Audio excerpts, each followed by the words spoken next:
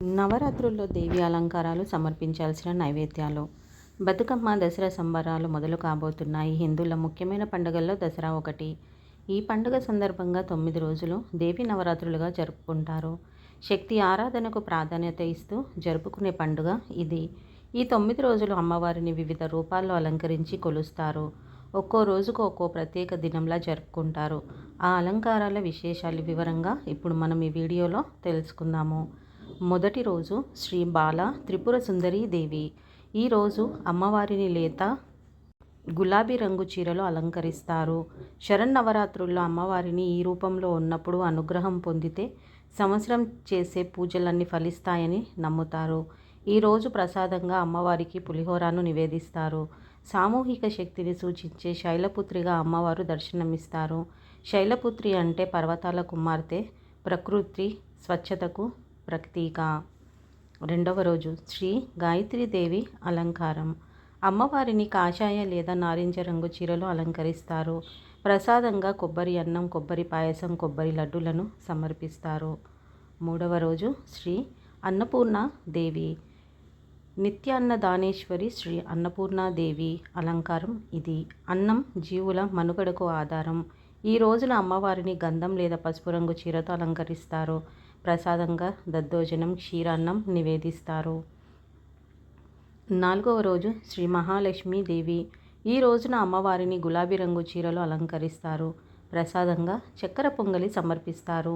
ఈ మహాలక్ష్మి అలంకారం అష్టరూపాలతో అష్టసిద్ధులు ప్రసాదించే దేవత. ఈరోజు పద్మాసినిగా దర్శనమిస్తుంది. ఐదవ రోజు శ్రీ లలితా త్రిపుర సుందరీ దేవి. ఈ రోజున అమ్మవారిని కుంకుమ లేదా ఎరుపు రంగు చీరలు అలంకరిస్తారు.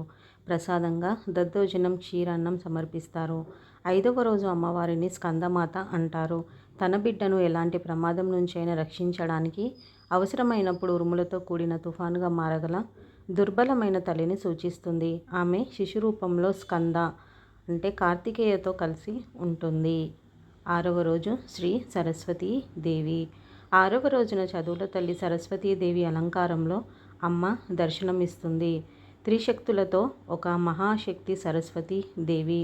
ఈ రోజున అమ్మవారిని తెలుపు రంగు చీరలు అలంకరిస్తారు. ప్రసాదంగా కేసరి లేదా పరమాన్నం నివేదిస్తారు. 7 శ్రీ దుర్గాదేవి. దుర్గతులను నాశనం చేసే శ్రీ దుర్గాదేవి అలంకారం రురుకుమారుడైన దుర్గముడు అనే రాక్షసుణ్ణి సంహరించింది. అష్టమి రోజునే కనుక ఈ రోజును దుర్గాష్టమి అని, దుర్గముణ్ణి సంహరించిన అవతారం కనుక దేవిని దుర్గా అని పిలుస్తారు. ఈ రోజున అమ్మవారిని ఎరుపు రంగు చీరలో అలంకరించి నైవేద్యంగా కదంబం లేదా శాకాన్నం నివేదిస్తారు. 8వ రోజు శ్రీ మహిషాసుర మర్దిని. ఈ రోజున అమ్మవారిని ముదురు ఎరుపు రంగు చీరలో అలంకరిస్తారు. చక్కెర పొంగలిని నైవేద్యంగా పెడతారు. మహిషాసురుణ్ణి అంతమొందించడానికి దేవతలందరూ తమ శక్తులను ప్రదానం చేయగా ఏర్పడిన అవతారం ఇది. 9వ రోజు శ్రీ రాజరాజేశ్వరి దేవి. నవరాత్రుల్లో చివరి రోజున దుర్గాదేవిని సిద్ధిదాత్రిగా పూజిస్తారు. ఆమె ఆనందం, దీవెనలు, సానుకూలతను సూచిస్తుంది. ఈ రోజున అమ్మవారిని ఆకుపచ్చ చీరలు అలంకరిస్తారు. నైవేద్యంగా లడ్డులు, పులిహోర, బూరెలు, గారెలు, అన్నం నివేదిస్తారు.